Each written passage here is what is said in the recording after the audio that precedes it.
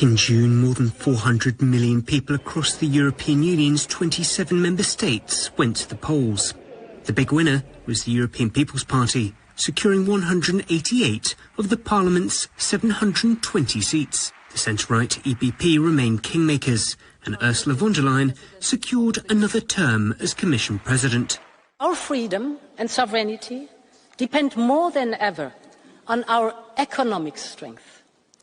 Our security depends on our ability to compete, to innovate and to produce.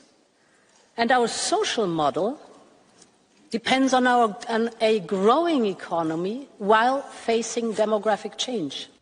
But far-right groups strengthened their hand, winning roughly 20% of the vote, as they managed to tap into many of the electorate's concerns. The top issues they had in mind, according to polls, were kind of security, for good reasons, and cost of living.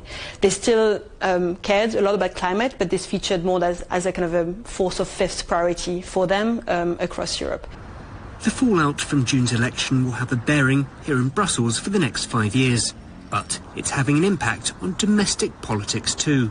Over in France, the right-wing National Rally won roughly 30% of the vote in European elections.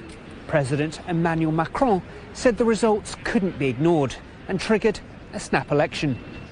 The results of those elections, a divided parliament, with Michel Barnier lasting just 3 months as Prime Minister. François Bayrou is now France's 4th PM this year. Right-wing parties saw gains across Europe this year, including in Portugal, Greece, Bulgaria and Croatia.